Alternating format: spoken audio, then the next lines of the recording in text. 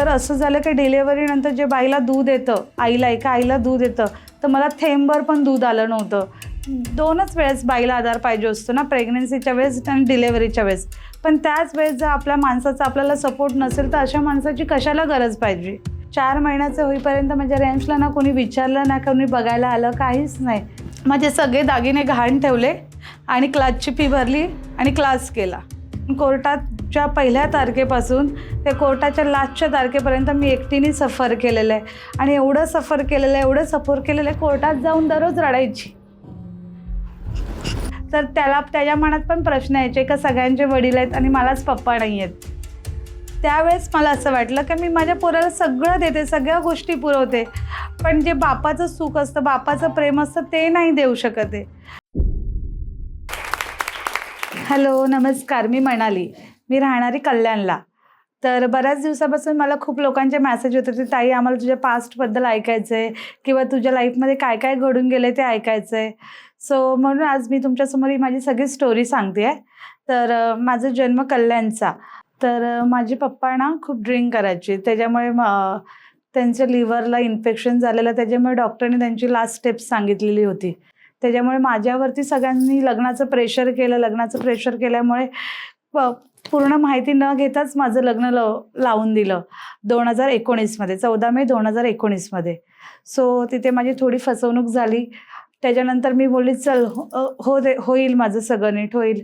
त्याच्यानंतर मला pregnancy conceive झाली 2 महिन्यामध्येच. आणि त्याच्यानंतर माझं प्रेग्नन्सीचा 3राच महिना होता तेव्हा माझे पप्पा ऑफ झाले. सो मी इथे आईकडे येऊन जाऊन राहायची. आई पण एकटी असायची, तर आईकडे येऊन जाऊन राहायची. त्याच्यानंतर असं करता करता माझे प्रेग्नन्सीचे महिने ढकलत होते.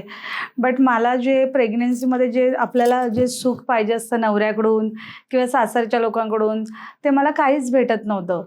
तरी पण मला असं वाटलं ठीक आहे, होईल, बाळ झाल्यावरती होईल, असं प्रत्येकाला असंच वाटतं ना, बाळ झाल्यावरती आपली लाईफ चांगली होईल. बट त्याच्यानंतर असं झालं की माझी डिलेवरी झाली 9 एप्रिल 2020ला. तर डिलेवरीच्या वेळेस जे मेन असतं, जे बाईला त्यावेळेसच आपल्या नवऱ्याचा आधार पाहिजे असतो किंवा प्रेग्नन्सीच्या वेळेस. पण त्यावेळेस माझा नवरा कुठेच नव्हता मला आधार द्यायला किंवा माझ्या डिलेवरीच्या वेळेस किंवा प्रेग्नन्सीच्या वेळेस तुला काय खाऊसं वाटतंय, काय नाही, तू उपाशीच झोपतेस, तुला एवढ्या उलट्या होतात, कधीच कोणी विचारलं नाही. देन डिलेवरी वगैरे झाली तर मला नाही बघायला आलं कोण, ना माझ्या सासरकडचं कोण आलं, ना कोणी विचारलं नाही, काय नाही. त्याच्यानंतर माझं त्यावेळेस जेव्हा मी हॉस्पिटलला होती त्यावेळेस प्रत्येकाची फॅमिली, प्रत्येक बाईसोबत तिची फॅमिली होती. बट माझ्यासोबत फक्त माझी आई होती.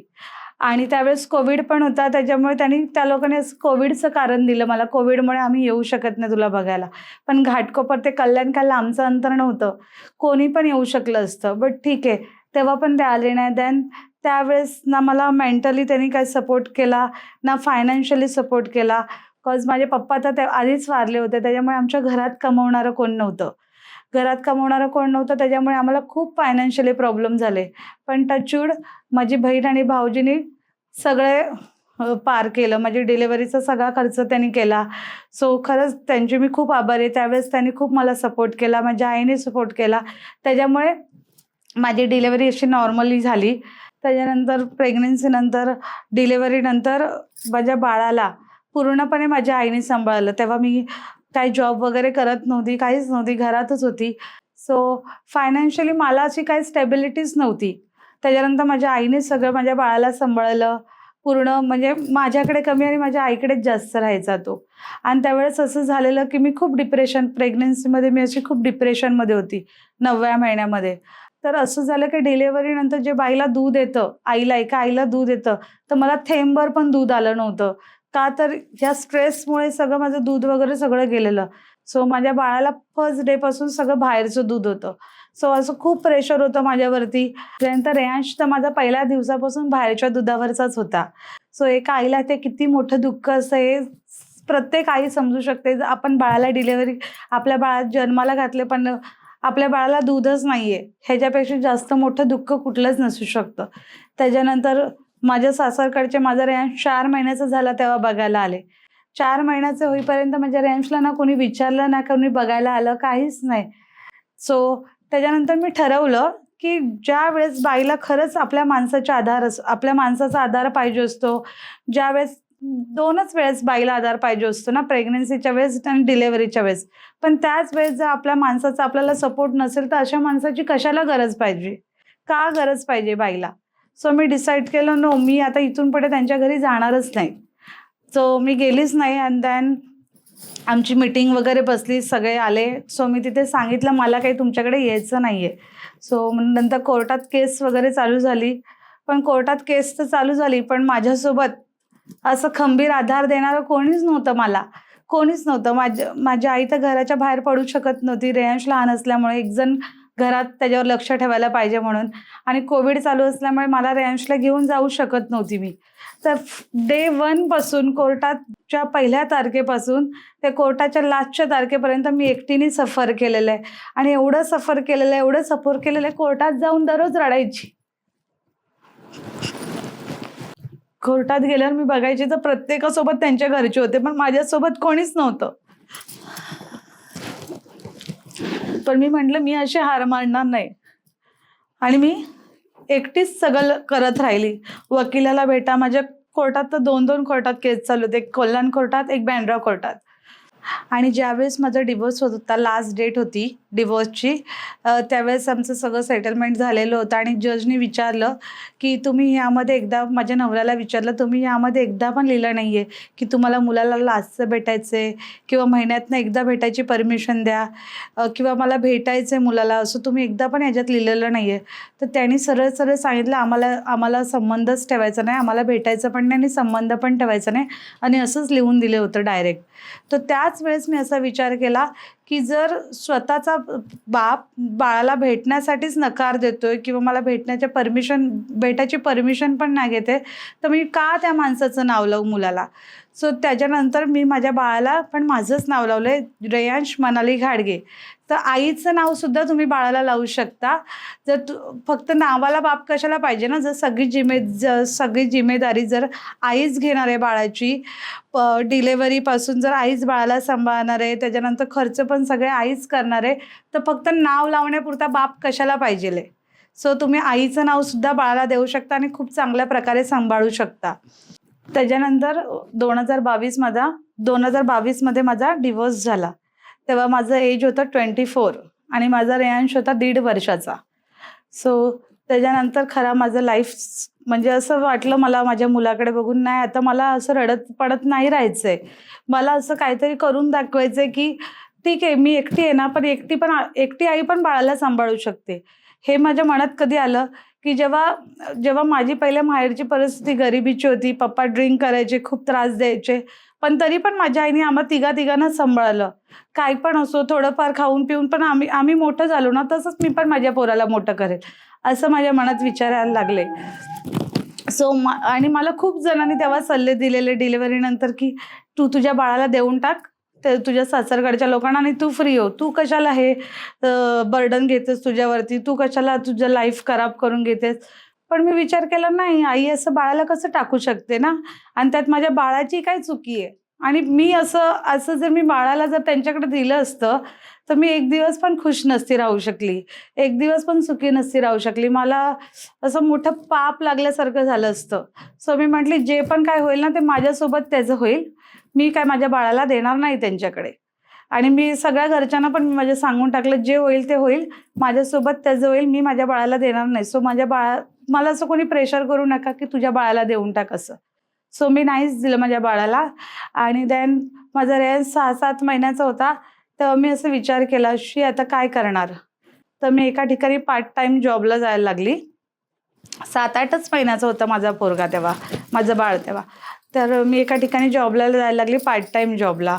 सो तिकडे गेल्यावर सगळ्यांनाच तर माहिती आहे, सिंगल पॅरेंट किंवा असं डिवोर्सची केस चालू आहे, असं लोकांना जेव्हा कळतं तेव्हा लोकांना, म्हणजे जेंट्स लोकांना तर असं वाटतं हे आपल्या हातात आलेला चांगला चान्सच आहे, असंच वाटतं माणसांना.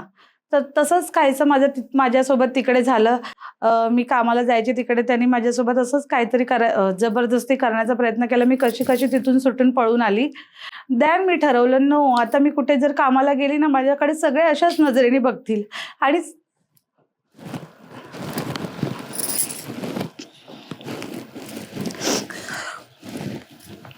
सगळे अशाच नजरेने बघतील आणि मला काय असं कुणाच्या हाताखाली कामाला जायचं नाही, कुठल्याच माणसाच्या हाताखाली.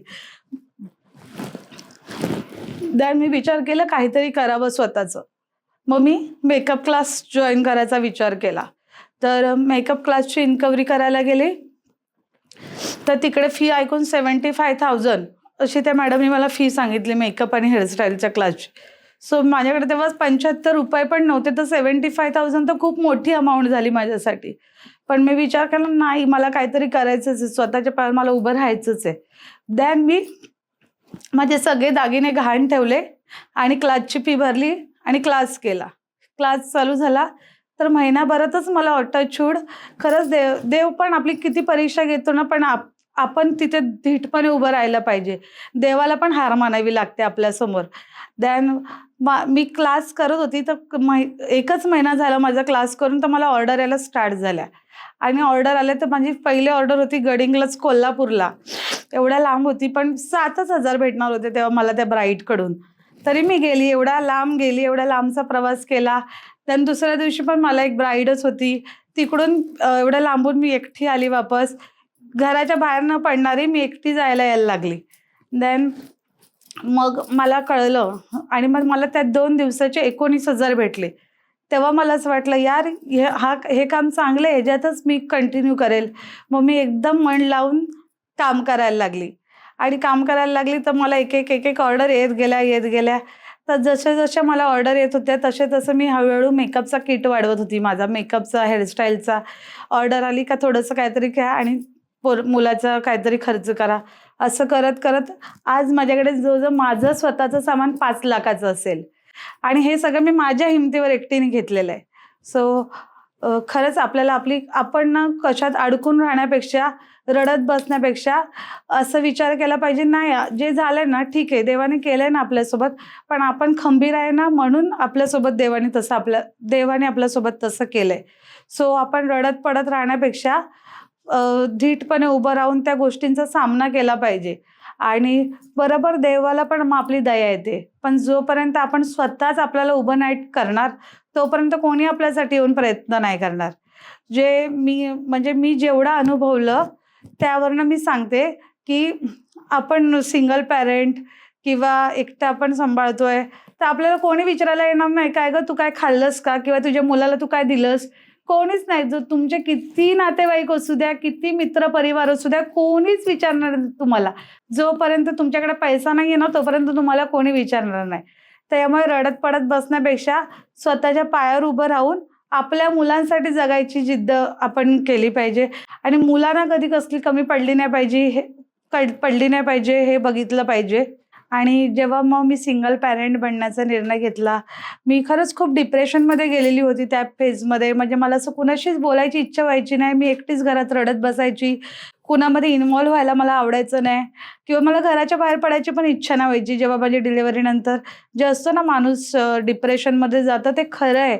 बाईला जर मेंटली टॉर्चर होत असेल ना तर खरंच ते डिलिव्हरीनंतर बाई डिप्रेशनमध्ये जाते. तसंच मग काहीसं माझ्यासोबत झालं. मला कुठेच यायची इच्छा नाही व्हायची. एक दिवसाचं तर मला अजून चांगलं आठवतं. एक दिवस मी अशीच घराच्या बाहेर पडलेली वॉकिंगला. तेव्हा आमच्याच एरियातल्या एका बाईने मला असं रस्त्यात अडवलं आणि माझ्या गळ्यात हात लावला. माझ्या गळ्यात चेन होती. तर मला विचारलं, काय गं तू मंगळसूत्र नाही घातलं, अशी कशी तू विदाऊट मंगळसूत्र फिरते, अशी कशी, आईकडे आलीस काय?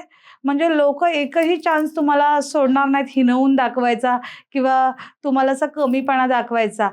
सो हे प्रसंग मी कधीच विसरू शकत नाही. किंवा जेव्हा मी असं एकटं राहण्याचा प्रयत्न केला तेव्हा लोकांनी मला नुसतं मागे खेचण्याचा प्रयत्न केला. माझ्या आईला सगळे चढून सांगायचे, तू तुझ्या पोरीला सपोर्ट करतेस म्हणून तुझी पोरगी जास्त हे होते.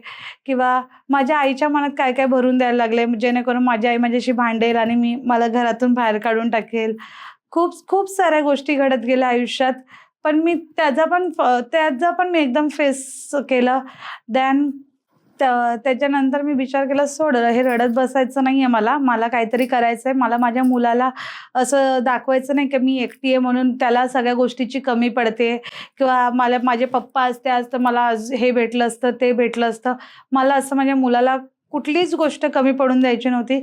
त्यामुळे मग मी मेकअप क्लास स्टार्ट केला आणि जेव्हा मी मेकअप क्लास स्टार्ट केला तेव्हाच मी या डिप्रेशनच्या फेजमधून बाहेर पडली. म्हणजे मला हे आवर्जून सांगायचंय, जर आपण रडत-पडत घरात बसलो ना, तर आपण तिथेच निगेटिव्हच थॉटमध्ये असतो आपण.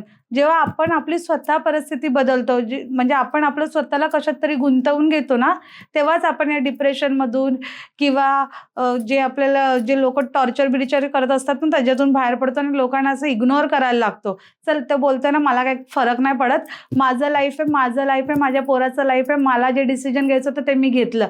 तुम्ही कोण मला बोलणारे नाहीयेत किंवा तुम्ही कोण मला पोसणार नाहीयेत किंवा माझ्या मुलाला पोसणार नाहीयेत. तेव्हा आपल्या मनात असे विचार यायला लागतात.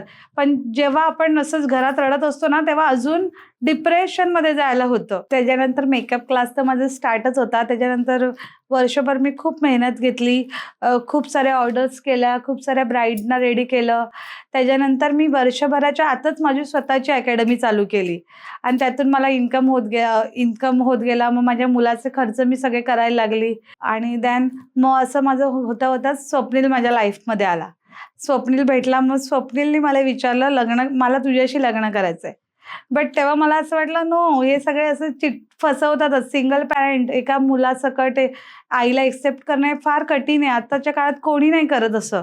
म्हणजे मला असं, म्हणजे मला जेवढं माहिती आहे ना, त्याच्यानुसार मी सांगू शकते, की सिंगल पॅरेंट म्हणजे लोकांना ना असंच वाटतं, चल हिला यूज करू आणि सोडून देऊ. पण स्वप्नीलला मी खूप आजमवलं, 1-1.5 वर्ष आजमवलं. त्याची परीक्षा घेतली. त्याला म्हणजे असं लगेच त्याच्याशी लग्नाला होकार नाही दिला. मी खूप बघितलं हा माझ्या मुलासोबत कसा राहतोय, काय राहतोय आणि त्यावेळेस रेयांश थोडा मोठा पण झालेला होता, स्कूलला जायला लागला होता. तर त्याच्या मनात पण प्रश्न यायचे का सगळ्यांचे वडील आहेत आणि मलाच पप्पा नाही आहेत. एक दिवस तो असाच स्कूलमधून आला आणि मला म्हटला, "मम्मा, तू माझा फ्रेंड किती लकी आहे ना?" मी बोलली, "का रे, असं का बोलतोय? तुझा फ्रेंड लकी आणि तू काय अनलकी आहेस? तू तर त्याच्यापेक्षा जास्त लकी आहेस." तर म्हणतो, "नाही, पण मी लकी असून पण मला फायदा नाही. त्याच्याकडे डॅडा आहेत, माझ्याकडे डॅडा नाही आहेत." त्यावेळेस मला असं वाटलं, की मी माझ्या पोराला सगळं देते, सगळ्या गोष्टी पुरवते. पण जे बापाचं सुख असतं, बापाचं प्रेम असतं ते नाही देऊ शकत आहे. मग स्वप्नील तर माझ्या कॉन्टॅक्टमध्ये होताच तेव्हा, पण तो मला लग्नासाठी फोर्स पण करत होता, बोलत पण होता. पण माझं असं होतं, की प्रत्येक आईचं स्वप्न असतं, आपल्या आई-वडिलांचं स्वप्न असतं, आपल्या मुलासाठी आपण बेस्ट बघावं, बेस्ट करावं. तर स्वप्नीलच्या घरच्यांचं पण असंच स्वप्न असेल ना, का आपल्या मुलासाठी आपण एखादी मुलगी बघावी. तर म्हणून मी त्याला म्हटली, "नाही बाबा, तुझ्या आई-वडिलांचे असे शिव्याशाप नको आहेत मला किंवा माझ्या मुलाला पण असा तिरस्कार नको आहे कोणाचा. मला काही तुझ्याशी लग्न करायचं नाहीये." तेव्हा तो म्हटला, मी करणार तर तुझ्याशीच लग्न करणार आणि माझ्या घरातल्यांना घेऊन येणार." आणि खरंच त्याने तसं केलं. त्याच्या घरातल्यांनी पण आणि त्याच्या घरातल्यांचं खरंच मी खूप खूप आभार मानते. त्यांनी पण हे खूप मोठ्या मनाने एक्सेप्ट केलं आणि असं मला थोडं पण फील होऊन दिलं नाही, की मी एक पोराची आई आहे किंवा रेयांश दुसऱ्यांचा आहे. एवढा जीव लावतात ते पण आम्हाला. इनफॅक्ट त्याची पूर्णच फॅमिली, त्याचे जे चुलते-मालते सगळे, आता मी लग्न झाल्यानंतर त्यांच्या गावाला गेली. तर असं मला थोडं पण वाटलं नाही, की हे म्हणजे मला परक्यासारखे वागवतायत असं. सो मला ह्याच्यातून असं सांगायचं आहे, की ठीक आहे, प्रत्येक मुलीसोबत काही ना काही घडतं, पण प्रत्येकाने ते मोठ्या मनाने एक्सेप्ट केलं पाहिजे. कमीपणा वगैरे त्यांना दाखवत बसण्यापेक्षा. आणि मग स्वप्नीलच्या घरचे वगैरे आले. मग आमच्या लग्नाची तारीख निघाली 6 फेब्रुवारी आणि लग्न वगैरे झालं आणि लग्न पण असं केलं, ते पण माझ्या आवडीसाठी आणि माझ्या मुलाच्या हौशीसाठी, की मला असं लग्न पाहिजेल होतं. कारण की मी मेकअप आर्टिस्ट असल्यामुळे मी बऱ्याच साऱ्या ब्राईड लोकांना रेडी करायला जायची. तर मी त्यांचे लग्न बघायचे ना, असं वाटायचं, "शी, मला पण असं करायचंय, मला पण असं लग्न करायचंय." तर माझ्या आवडीसाठी त्यांनी हे सगळं केलं आणि मला असं कुठेच कमीपणा वाटवून दिला नाही, की माझं हे सेकंड मॅरेज आहे किंवा हे मुलासकट एक्सेप्ट करतोय वगैरे. मला कधीच कुठे त्यांनी कमीपणा किंवा त्याच्या घरच्यांनी पण कमीपणा वाटून दिला नाही. त्याच्या घरच्यांना तर त्यांनी रेडी केलं, बट माझे घरचे, मी 96 कोळी मराठा असल्यामुळे माझ्या घरचे काही कोणी रेडी होत नव्हते. बट मग टू बी व्हेरी ऑनेस्ट, मला ह्याचा फरकच नाही पडत. जो माझ्या कास्टचा माणूस होता तो माझ्याशी कसं वागला किंवा स्वतःच्या मुलाशी कसं वागला, हे हे हे तर दुनियेने बघितलंच आहे ना. मग कास्ट काय एवढं मॅटर करते? मुलांच्या सुखापेक्षा कास्ट नसू शकते ना. त्याच्यामुळे माझ्या घरचे तर कोणी लग्नाला आले पण नाही बट लेट इट बी. मला काही फरक पडत नाही, कारण की मला माहिती आहे माझ्या आयुष्यातले 5 वर्ष मी कसे घालवलेत. तेव्हा मला कोणी विचारायला आलेलं नव्हतं. कोणीच विचारलं नाही की तुझ्या मुलासाठी तू काय करतेस किंवा तुझं कसं चालू आहे. सो मला कुणाशी घेणं देणं पण नाहीये. मला फक्त आता माझी लाईफ कशी सुधरवायची हेच मी बघणार. त्याच्यामुळे मला कास्ट काय एवढी मॅटर नाही केली. बट ठीक आहे, आता गावच्या लोकांचे विचार असू शकतात तसे. माझ्या लग्नात फक्त माझी आई, माझी बहीण, भाऊजी आणि माझे एक काका आले होते आणि माझे भाऊ वगैरे पण आले होते.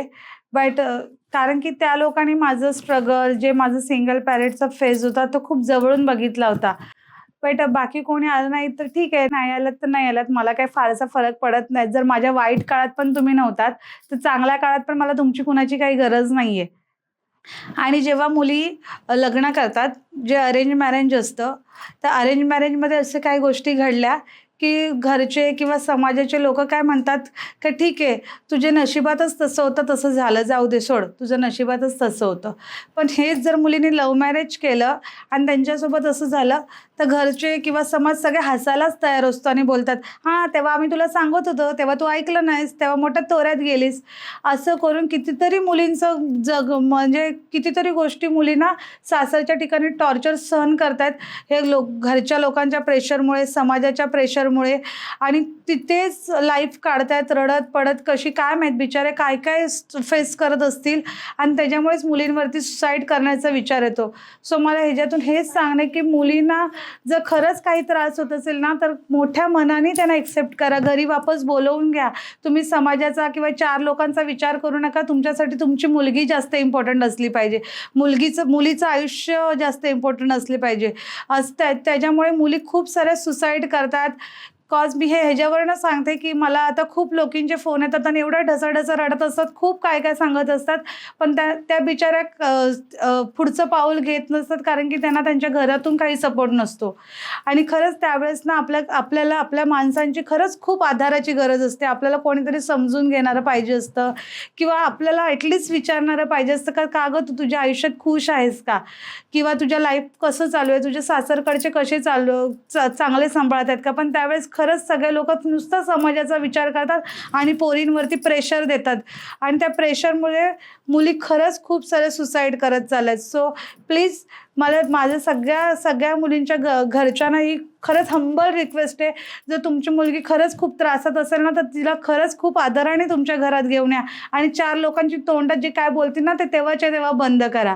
सो माझ्या आईने तर तेव्हा मला खूप सपोर्ट केला, म्हणून जे मी आज आहे ना, ते माझ्या आईमुळेच आहे, किंवा जो माझा मुलगा पण जगला आहे ना, ते माझ्या आईमुळेच जगला आहे. So thank you so much I, त्यावेळेस तू आम्हाला खूप जास्त सपोर्ट केलास, त्याच्यामुळे आज मी हा दिवस बघते.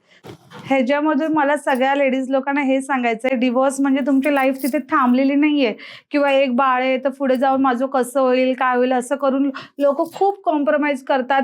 कारण की मी आता जे व्हिडिओ टाकते ना, त्याच्यात अक्षरशः मला एवढ्या बायकांचे फोन येतात आणि एवढे ढसाढसं रडतात का आम्हाला घरातून सपोर्ट नाही आहे, आमच्या आईवडिलांचा सपोर्ट नाही, किंवा माझं तर बाळ आहे, तर बाळ झालंय तर माझं तर कसं होईल. पण ते करून कॉम्प्रोमाइज करून रडत बसण्यापेक्षा खरंच लाईफ खूप सुंदर आहे.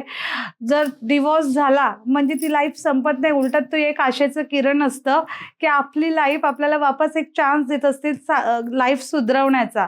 सो हे मी एक बेस्ट एक्झाम्पल आहे. तर आपल्याला प्रेम हे ना कुठल्याही मोडमध्ये भेटू शकतं.